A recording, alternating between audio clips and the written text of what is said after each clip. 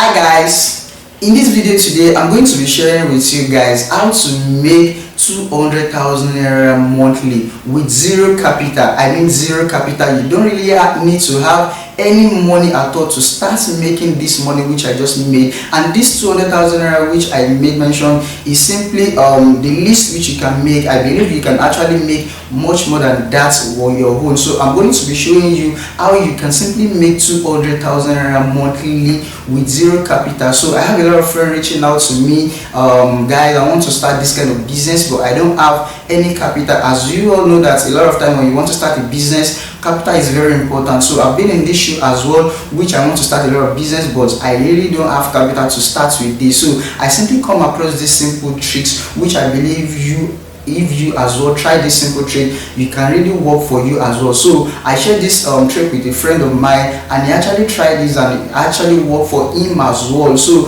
with this trick which I'm